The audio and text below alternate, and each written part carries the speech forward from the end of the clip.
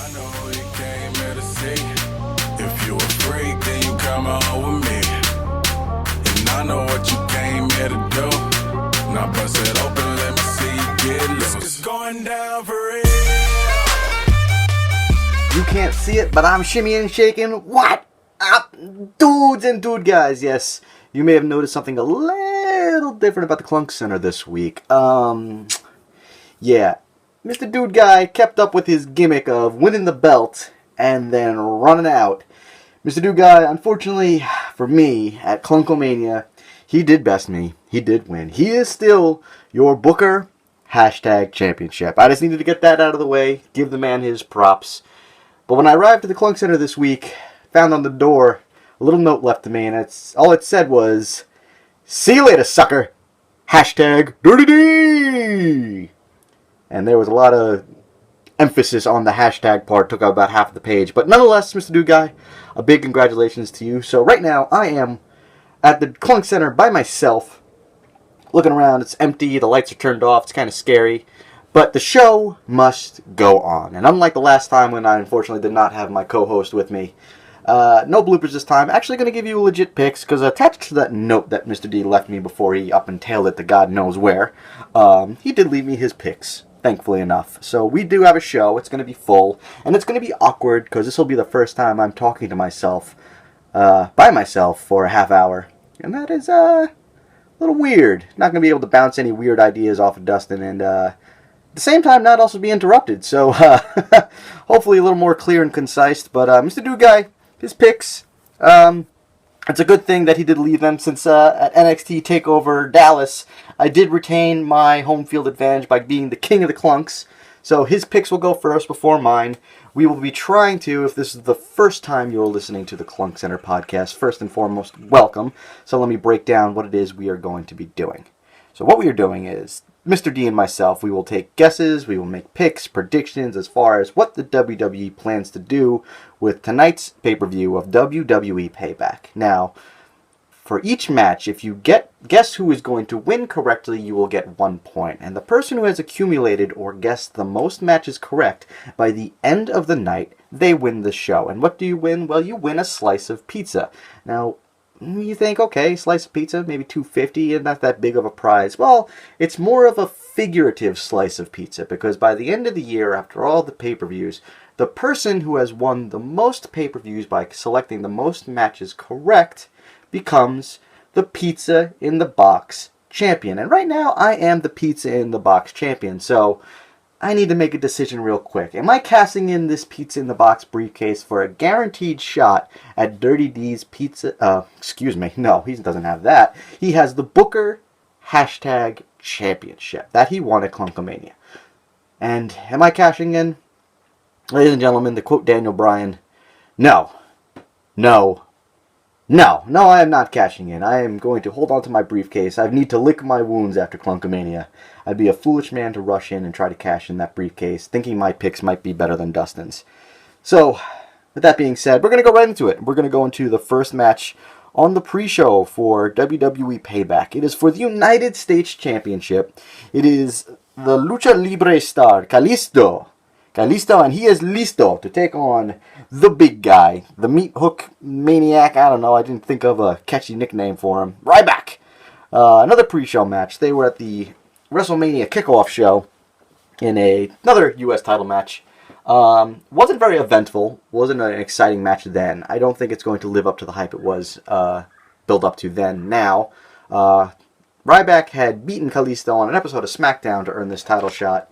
So, we're just going to have another one-off, I guess, competition before Payback. And, not too hopeful for this match. Kalisto hasn't been very an exciting U.S. champion as of late. Trying to recreate the hype that was Rey Mysterio once again inside Kalisto, I don't think it's fair to him. He's a superstar that should stand out on his own with his own thing. Shouldn't always just be facing the big guys. He should be going in the ring with guys that can keep up at his pace and put on exciting matches, not just, the big guy versus the little guy. So, I think this match will kind of be a throwaway. I think the picks are kind of obvious here. Mr. Dude Guy and myself both agree that Kalisto is going to retain his United States Championship. And I feel the consensus around the board is that's the case. And there's nothing really exciting going on here between the two of them. Not much magic or dynamic energy between the two of them. So I think we'll, down the road, see Kalisto feuding with someone else, hopefully. So, quick and easy. Probably 8-9 minute match. Kalisto retaining his U.S. Championship. But then we'll go right into the pay-per-view. It's a good way to warm it up. And the first match for the pay-per-view, it's probably going to be Dolph Ziggler versus Baron Corbin. It's been a feud building up since KlunkCenter. Now, Baron Corbin, this is kind of exciting.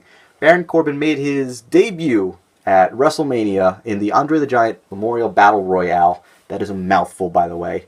Neither Dirty D or myself predicted him even being in that match when we booked KlunkCenter or WrestleMania. And it's one hell of a way to make a debut for a guy who's been in developmental for like 2 or 3 years. He was an enhancement talent, came out of nowhere, and eliminated Kane of all people in the Andre the Giant Memorial Battle Royale. Still a tongue twister saying that. So this is pretty cool, going up a veteran in the WWE with Dolph Ziggler. And the matches have been getting a decent amount of heat. Baron hasn't really been beating Dolph Ziggler in matches. He's just been beating Dolph Ziggler. First match on Raw going to a double countout because he just beat the ever-living piss out of him. And that was really cool to see that. And they've just been attacking each other during their entrances. You can sense that they're really getting some, what's the word I'm like, some emotion behind the attacks. They're really genuinely, like, trying to hurt one another, which is cool. So I hope that story is portrayed still in the match, and we don't just get a kabuki ride-off and someone, wins the match and that's that. Because story's good for wrestling. It makes you interested in what these guys are doing. So with that being said, the picks for it. Dirty D thinks Dolph is going to win via DQ because Baron Corbin, like I had said before, is going to beat the ever-living piss out of him. I'll politely disagree. I think for the first match for Baron Corbin, I think he's got to get a win over someone who's established. And I think Baron Corbin will win this match clean. End of days 1, 2, 3. But this is Dolph Ziggler. Dolph Ziggler has always been in a weird spot where either people return, people win, and Dolph somehow gets put over them and then does nothing with it. I heighten it back to Sheamus of last year, returning in a Kiss Me Arse match, and Dolph Ziggler won off the returning heel Sheamus, and just kind of like, what's the point? So I hope they don't do that with Baron, because Baron is a guy who could be established for the future. Could be the next Kane, could be the next big guy, evil heel for a little while in the mid-card. Hopeful things for him. Liked him in NXT. And I still like him on the main roster, and I hope they use him right. If you want to talk about now interesting heels again, let's look at Chris Jericho versus Dean Ambrose. Now, I want to say it was Survivor Series or a pay-per-view last fall, where Chris Jericho was a surprise tag team partner to Roman Reigns and Dean Ambrose against, I want to say it was the Wyatts, because Braun was in it. I'm pretty sure that's right. Correct me if I'm wrong in the comments.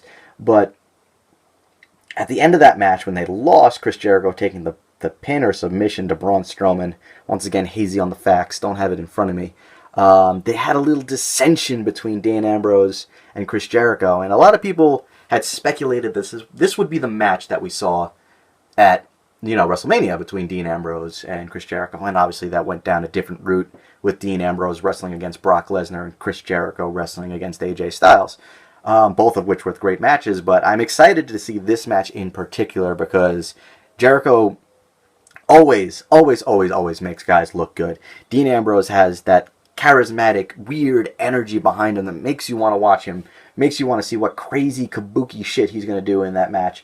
And this is just a straight wrestling match, so that's kind of a disadvantage to Dean Ambrose as far as his character is concerned. Because if you look back at it, all of Dean Ambrose's matches are usually built up to be something crazy. Whether it be a no DQ, a street fight, a cage match, no falls, or falls anywhere matches, like something crazy. But now he's going to actually have to out-wrestle one of the greatest grappling superstars, well, maybe that's not the term I want to use, but one of the greatest wrestlers in WWE history, a guaranteed Hall of Famer in Chris Jericho. And the build-up to this match has been great with their funny promos, attacking one another, Dean Ambrose making fun of what we all want to say is Chris Jericho's weird midlife crisis dad attire. Yeah, you would never catch me in a pair of those jeans, that's for sure. But this is going to be great. Dirty D and myself both agree, though, that the man of 1,000 yeahs, Chris Jericho, is going to get one over on Dean Ambrose here to set up a continuing feud, hopefully, to Extreme Rules. Because there's no way that Dean Ambrose gets out of this rivalry without something kabuki happening, whether it be a chairs match, a stairs match, a Ric Flair's match, woo, you know, something stupid. And I'm looking forward to it, though. This match has the potential to be a real crowd pleaser. But if you want to talk about crowd pleasing, our next match is Enzo Amore, big cast, big debut on Monday Night Raw the night after WrestleMania, versus a much quieter debut on Thursday Night SmackDown. The VaudeVillians being called up from NXT as well in a WWE Tag Team Tournament that is sponsored by Bootios. And ladies and gentlemen, the KlunkCenter is very proud to announce that we have a new sponsor alongside our Snapple sponsor. Now remember, ladies and gentlemen, Snapple is made from some of the best stuff on earth. Sorta. So drink it, bitches. It's good for you. But along with that, we have a proud sponsor in Bootios, because if you don't eat your Bootios, you're just booty. That's not good for you. You don't want to be booty.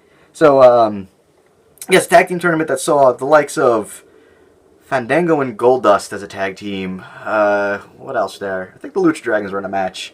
The Dudley Boys, though, taking a clean loss to Enzo Amore and Big Cass that really stunted what could have been a kind of a cool introduction feud for Enzo and Big Cass. Because the Dudley Boys, as we said at Clunkomania, they're there to put over young talent. And this is a young talent that needs to go over. Because these guys are potentially the future of the tag team division. Harkening back to the New Age Outlaws, they talk a lot of shit. They're not the best in the ring. But you want to watch them for their promos. And that's what Enzo is there to do.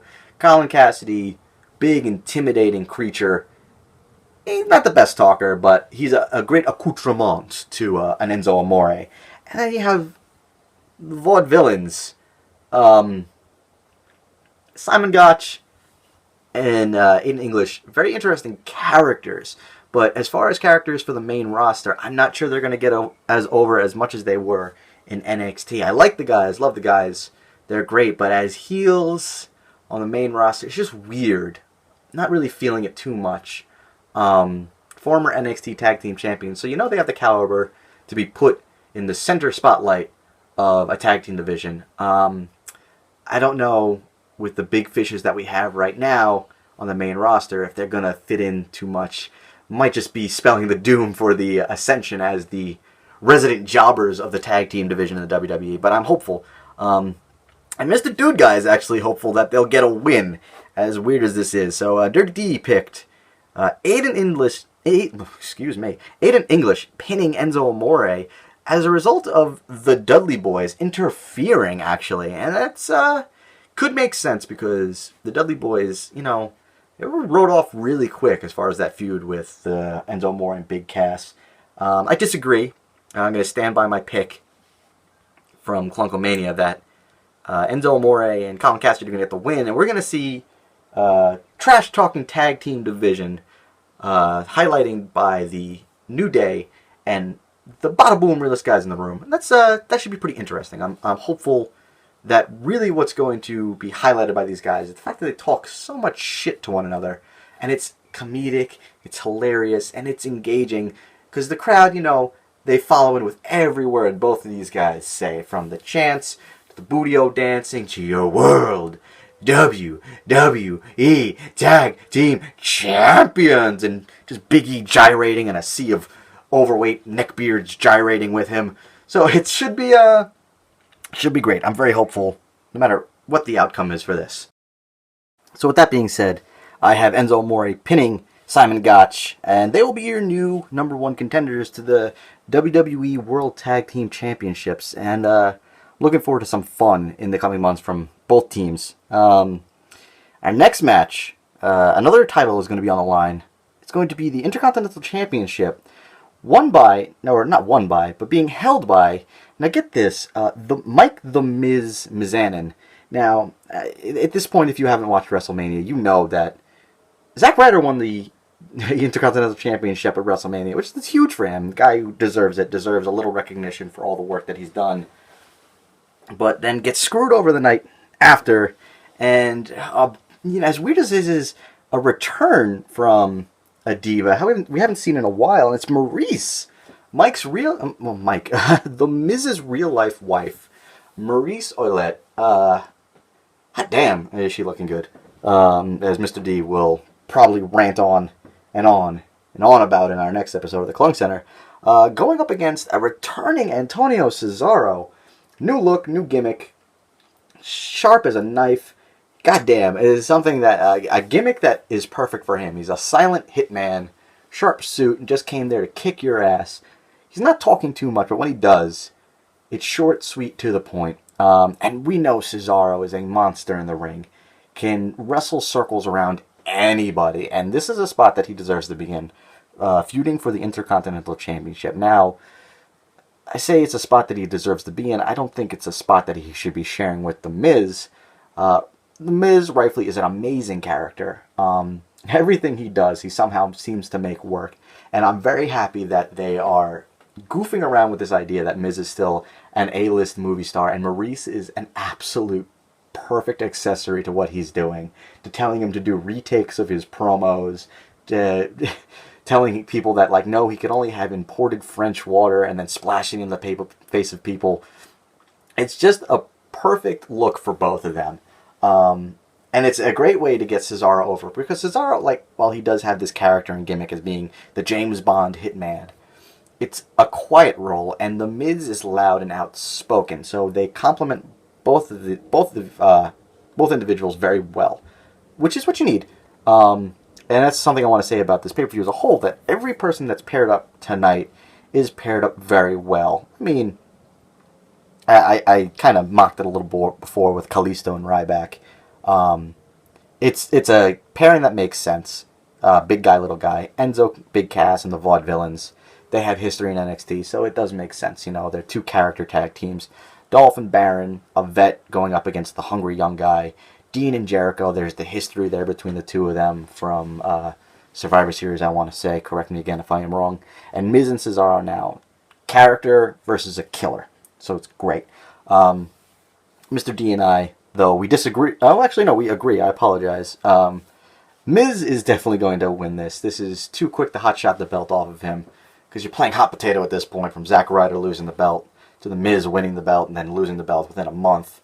And Mr. D brought up a pretty good point. He would love to see a promo between Maurice speaking French and Cesaro speaking French, and The Miz just kind of standing there awkwardly, like waiting, like, well, what the fuck you saying, guys? You guys maybe want to press the SAP button, give me some subtitles here, what the fuck's going on? Maybe a little bit, give me something. That would actually be pretty funny. Pretty clever use of Cesaro's, just vast language, and Maurice, being French, even though her sexy French accent is now missing. I guess been hanging around The Miz too much with his weird lisp. But yeah, so Cesaro, unfortunately, probably going to extend this feud with The Miz a little bit before he earns that belt. But damn, does he look good with it when he was carrying it on Monday Night Raw.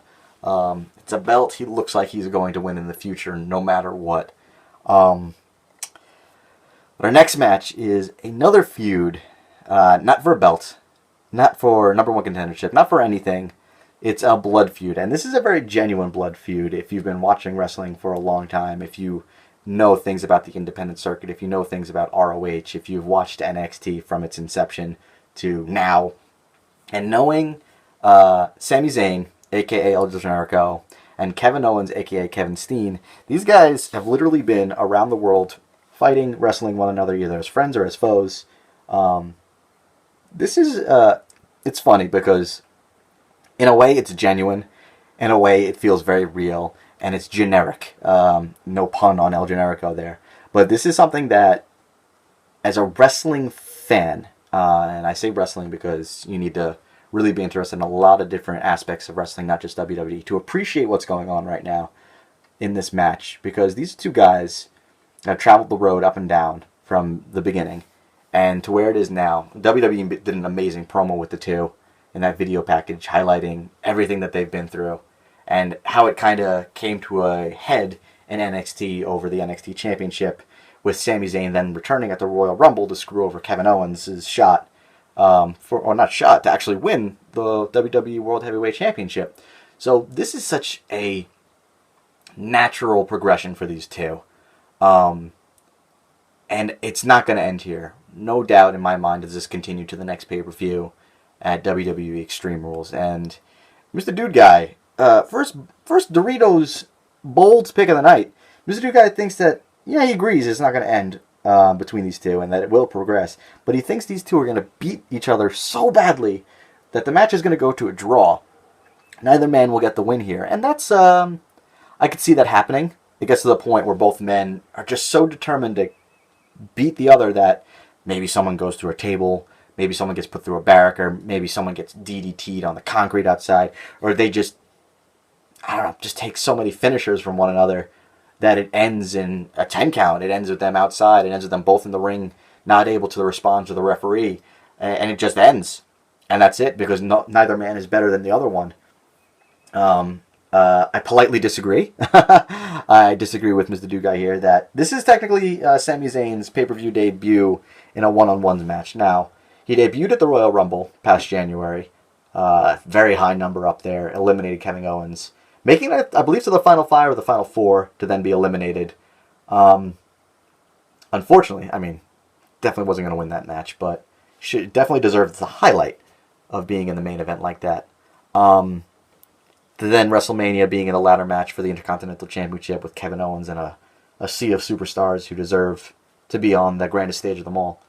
But I think because this is technically Sami Zayn's match, you've got to believe that he's able to compete with a Kevin Owens, because so far he's really just kind of take cheap shots and pop shots at Kevin Owens. I think he's going to get the win in this one to set up hopefully some form of a no DQ, a street fight. I'm optimistic for a cage match at Extreme Rules next month, which would be so cool because there's no way these two can escape each other, and it's very symbolic of it.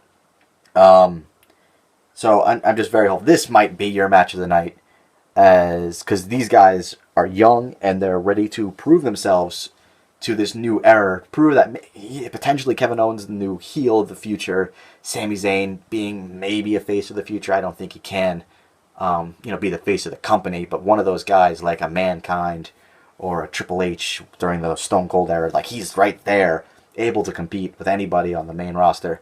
That would be so cool. High hopes for this match. Hopeful 4 out of 5 stars, maybe even a 5-star if they really give him time. Because it's going to make up for what your main event really is. The champ that no one wants to see. The champ that people are paying to see lose. But before we get to that, we have one more match. It's our Divas match. And with the Divas match, it pains me to have to do this because Dirty D isn't here. So I had no reason to actually do it. But with respect to the fans who maybe do enjoy this, to the fans that maybe in some weird, small way enjoy Dirty D's big booty bitches. Big booty bitches.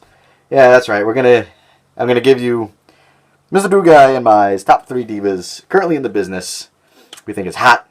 Think it's got it all. Thinks, just the usual package. I don't know. Mr. Dude Guy, he wants me to preface this that this is a return to greatness for one diva. A return after being gone for so long to finally be on the top 3 big booty bitches list. It's Maryse, because Maryse is now technically on the main roster as a manager. So Mr. Dude Guy is going to be spending many a night enjoying watching Maryse on TV again. So I'm not even going to knock on the door when her segment's on TV. Mine is Lana. She's back. She is looking good. I don't like that she's like Americanized Lana. She's just, blonde in a weird sequenced blue and black suit. Always loved the Russian Lana in the full suit, but what can you do? We agree number 2, Sasha Banks, the boss. She's bossy, and she's got boss on her ass.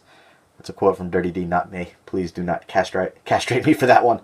And then, of course, our number 1, God, did she look like a badass. Becky Lynch with a black eye after WrestleMania. Looking tough, looking like she can kick anybody's ass. And that was so cool. And it's just like, damn, Becky Lynch is a bad chick. And she deserves a shot at that women's championship now. Which is what our net match actually is. It's the WWE Women's Championship. And now I have to highlight the word women's in this. Because at WrestleMania, Lita made a very special announcement that it would no longer be the WWE Divas Championship. No, they revealed a new belt, a white leather belt, very similar to that of the WWE World Heavyweight Championship. Same logo, same structure, same all that stuff, except white leather and a red giant faceplate. I'll try to splice it on the screen if you haven't seen it, if you're just refusing to watch WWE for the time being. It looks like a championship a woman would want to fight for if this is the business, if they're there to prove themselves to be the best. They're not fighting over butterfly. They're fighting over gold. And that is fucking badass. It's good. It's a smart move. And you know what? These women in this division, probably the best it's been in almost a decade. These are bad chicks. They are awesome. They deserve a title, of their caliber. Because they have completely revitalized a division full of models that were wrestling one another in, I wouldn't even call them wrestling matches. And now it's like they were the best match at WrestleMania. I will say that now. That triple threat that Becky Lynch, Sasha Banks, and Charlotte Flair put on was my favorite match of the whole night. And one diva is now getting a shot who, deserves it. Natalya Neidhart, Natty, a longtime favorite here at the KlunkCenter, Natty and her Natties. After the night after Raw, stood up to Charlotte saying, hey, this division is not just about you, it's about us as a whole. Every single woman here is, the best at their craft, and rightfully so. So, it's progressed now into the Hearts versus the Flairs again. Throwback. And this is great, because they had a match at WWE Roadblock, which was a Saturday night, live event special, and it was awesome. Both of them just kicked the piss out of each other. And it showed that they both deserve to main event at least one pay-per-view. They main evented WWE NXT. What the hell was it? Not a rival. It was a takeover, but I think it was like a takeover R Evolution or something like that. When Charlotte won a Divas tournament to be crowned the NXT Women's Championship. And that match was great. And they're pairing up again, and this match is going to be great. I have high hopes for it. Mr. Dude Guy and I both agree Charlotte's got to win this match. Not that Natty doesn't deserve it, but for Natty to be the face of a division right now, maybe not too late in her career, because she's an amazing wrestler. But if this division is highlighted by Charlotte, Sasha Banks, Becky Lynch, Paige even, don't forget about her just because she's on Total Divas. So Charlotte's got to hold on to this belt, especially with Ric Flair being just a ridiculous accessory to her. Jesus, that man is on borrowed time, but please let that borrowed time be many, many years, because he is amazing. And I bring up Total Divas because Natty is on Total Divas. And I feel like this is a natural progression as to who Charlotte's next opponent should be for that women's championship. It should be Paige. She should get a shot at the main event spotlight in the women's division for a little while, to then naturally progress to, back to Sasha, back to Becky, and then hopefully at SummerSlam, a big prediction of mine is that we will see all four horsewomen once again, with Charlotte, Becky Lynch, Sasha, and we want some Bayley. It's Bayley. So I have high hopes for this match, because both women can go, and this division will continue to go in such a great direction. So I'm lifting up my glass, you don't see it, but kudos to Charlotte and Natty. High hopes for you both. And I hope, as I'm saying this, you can sense the disgust in my voice. Our main event is Roman Reigns and AJ Styles. Now, this disgust is in no way, shape, or form directed at AJ Styles, because AJ Styles is obviously the person we're all rooting for. It's Roman Reigns that I am a little displeased with. If you may not know, I was at WrestleMania, and I was part of that crowd that just took a whole bunch of laxatives and just shit on Roman Reigns verbally as the crowd was cheering. And, well, I think I'm going to sound like a huge hypocrite in this. Well, I think it is not warranted. The guy is doing his best on his own. But now they're doing it so deliberately, as in, now how do I want to word this? Not as an insult to the fans, but putting him in a scenario where just either you're just going to hate him or you like him, because there's no way the crowd in Chicago tonight or tomorrow, whenever you're watching this, I'm recording this on a Saturday, so I'm going to stutter my words a little bit here, but there's no way the crowd of Chicago, a big wrestling city, is going to get behind Roman Reigns going against a 12-year veteran. No, not a 12-year veteran, even more than that, in AJ Styles, who wrestled in WCW, wrestled in TNA, was a multi-time champion there, and then went to New Japan Pro Wrestling, was a main event champion there, part of a huge faction, is going to go up against Roman Reigns, and the crowd's going to side with Roman Reigns. There's no way that happens.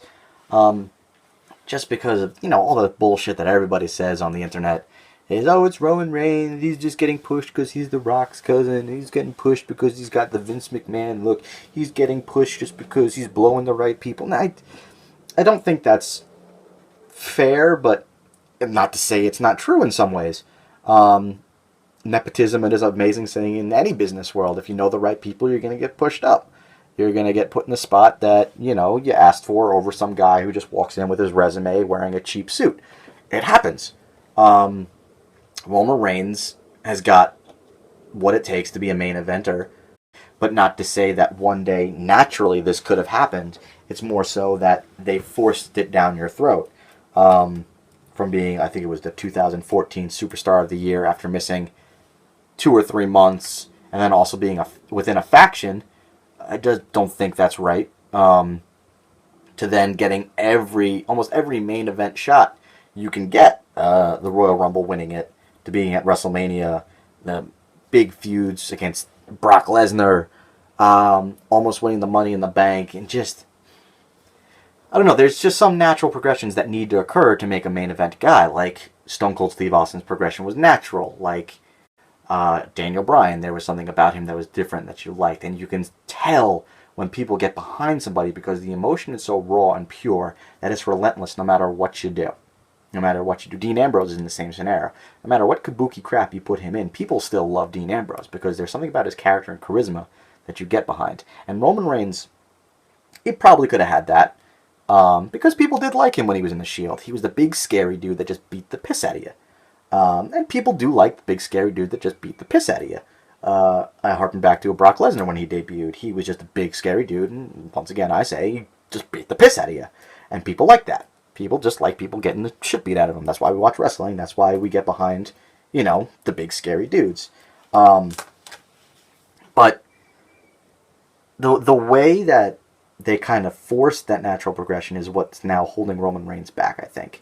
And not to ramble on too long about this, you have a guy like AJ Styles that this natural progression has occurred with. A guy that is fun to watch. A guy that makes you want to see what happens with him next. A guy who started from the bottom, and now he's here. Against Roman Reigns for the WWE World Heavyweight Championship.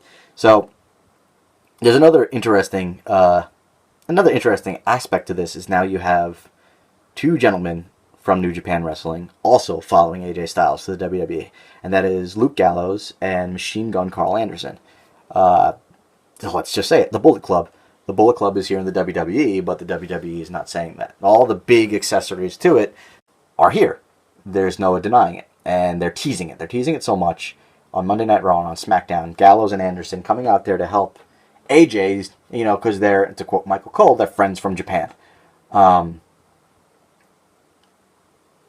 there's no way they do not get involved in this match in some way, shape, or form. And Mr. D, he highlights this in saying that, the big dog, well, no, he's not the big dog, he's not the little dog, he's not even Clifford the big red dog, he's just, the worst dog in the yard. Roman Reigns is going to get attacked by Gallows and Anderson, and he's going to win via DQ. And AJ is going to be pissed, he's going to be angry, and eventually, he's going to join them. And I feel like that should happen if you want people to be interested in your product, especially if you just debuted the network in Japan. It's kind of hard not to put these guys together and get that hype together. But there's another interesting accessory to the Bullet Club who should be involved in this. It's Finn Balor. And having a faction in the main event is a good thing because you could have each one of these guys highlighted in a different way and protected to make people tune into your pay-per-views so the main eventer shows up. So Finn could kind of be another one of those people involved in this. Now, I think Roman Reigns is just going to win it. Just be straight and to the point. I think on Monday Night Raw is when you see some of this kabuki crap go down. It is a crazy theory, and it's no way it has shifted my pick. I'm just going to say that Roman Reigns definitely wins it. In Dirty D agrees, Roman Reigns wins by DQ. He's not losing that belt. He's going to have that belt for a while. But picture, you, if you will, just humor me a little bit, people. Just put your feet up.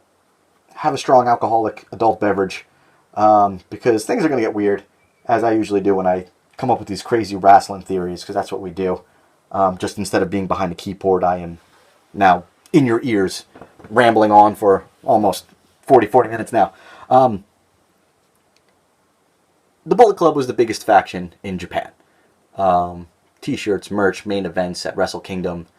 Can't deny that Finn Balor, Machine Gun Carl Anderson, Luke Gallows, AJ Styles, they were the face of Japan wrestling for a good while, with a bunch of other very talented superstars.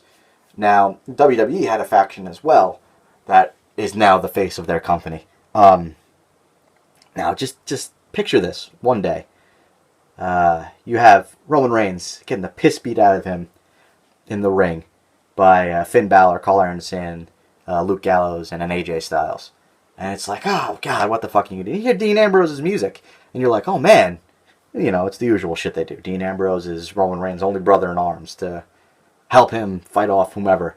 And it's like, oh, fuck, blah, blah, blah, blah, And then now Dean's starting to get the shit kicked out of him. I'm like, well, what's going on here now?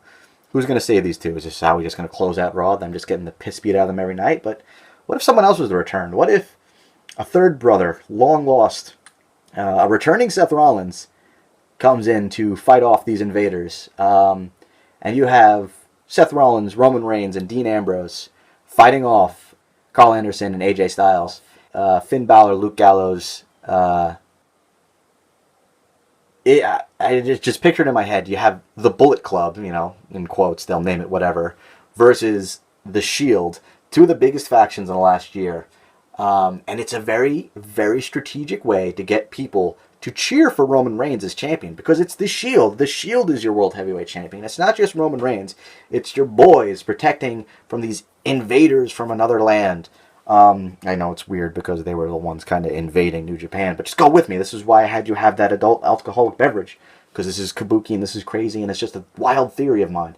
I don't know. I think that's a way to make people cheer for Roman Reigns. That's a sneaky, snake in the grass kind of bullshit way to be like, hey, this is our guy, this is our company, this is who you should cheer for. And it kind of goes to the very last point of this pay-per-view, is that Vince McMahon is going to pick who's going to run Raw. And I said this at WrestleMania, that Shane McMahon would align himself with the Bullet Club. Right now, Shane McMahon is the face. The crowd loves him. But what if this was all a ploy to be put into this spot, to then take over and build the company the way that he wants it, with all this young talent that he's bringing up? I mean, he's the one who put AJ into the spotlight. He's the one who brought up, what's his name, Apollo Crews. He's the one who supposedly, quote, air quotes, brought in Gallows and Anderson. In a weird way, it makes some sense. I don't know. Just a fun food for thought amongst all the other rambling that I did. And, the potential in this pay-per-view is amazing. We are in Chicago. I'm hopeful not to hear too many CM Punk chants. It's going to be inevitable when Roman Reigns come out, because they're going to want to voice their opinions. But I don't think it's warranted in any way. I think you're going to get a lot of shit that's good on this pay-per-view tonight. Let's just go over the card. You have Kalisto and Ryback. Mr. D and I both agree Kalisto is going to retain that U.S. title. You got Enzo, Big Cass, and the VaudeVillians, a fan-favorite tag team of going up against, NXT darlings. Mr. Do Guy thinks the Duds are going to get involved, and Aiden English will pin Enzo Amore. I think Enzo and Big Cass are going to get the win, and Enzo is going to pin Simon Gotch. You're going to have Dolph Ziggler and Baron Corbin. Mr. Dude Guy thinks Dolph is going to win via DQ, because Baron Corbin is going to beat the piss out of him. I think Baron Corbin is just going to flat out win in his first one-on-one match on pay-per-view. Chris Jericho, the man of 1,000 yes, is going to beat Dean Ambrose. Either extend their feud to Extreme Rules or just, fuck it. We're just going to write one off. Chris Jericho needs more money to buy new pants. So Chris Jericho, both of us agree that he's going to win. The IC title match, Mr. Dude Guy and I once again agree. The Miz, the Hollywood A-lister, needs an A-list accessory other than his wife. He's going to have that IC title for one more pay-per-view. The first bold pick of the night, Mr. Dude Guy thinks that Kevin Owens and Sami Zayn are going to go to a double count-out, a draw, if you will, Daddy-O. There's going to be no decisive winner. I think Sami Zayn is just going to get a win. I don't think it's going to be a decisive win. I think it will be a quick roll-up. And then we have Charlotte versus Natalya. We both agree Charlotte's got to have that belt. I don't think I said this before, but Mr. Dude Guy thinks the match will run 12 minutes and 24 seconds. And I believe the match will run 11 minutes and 36 seconds. They're going to get time. They should. They deserve it. And then the main event, Roman Reigns versus AJ Styles. Mr. Dude Guy thinks... hold on a second. He's got more notes here. I got to pull them out to the side. This is a big thing I forgot to touch upon.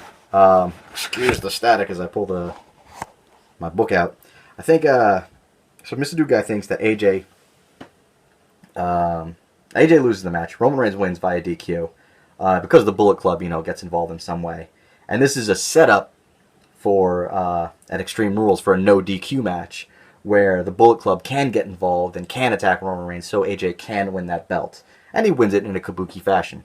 I just think Roman Reigns is flat out win, and you'll see all the other bullshit on Monday Night Raw. All in all, I think it's a good pay-per-view. We both think... Who the fuck gives... who cares about who gets control of Raw? One way or another... We all know it means nothing because Vince McMahon just changed his mind just like he did when Shane wrestled The Undertaker. So with that being said, you might hear it. Let's hear it. That was the book closing. Your pay-per-view, WWE Payback, is in the books. Flying solo this one time. Sorry if I rambled longer than usual. My throat is so tired right now. Talking by myself. Now I see why I have Mr. D here. Gives me time to rest. Let him ramble. Makes more sense. Makes the show interesting. So with that being said... You give us the views, we'll give you the news. Our picks are in. Ladies and gentlemen, in the comments below, be sure to give us your thoughts on what you think might happen tonight at WWE Payback. Like, subscribe, all that good stuff. Join us at the KlunkCenter every month for WWE pay-per-views and NXT specials. That being said, ladies and gentlemen, it's going down for real.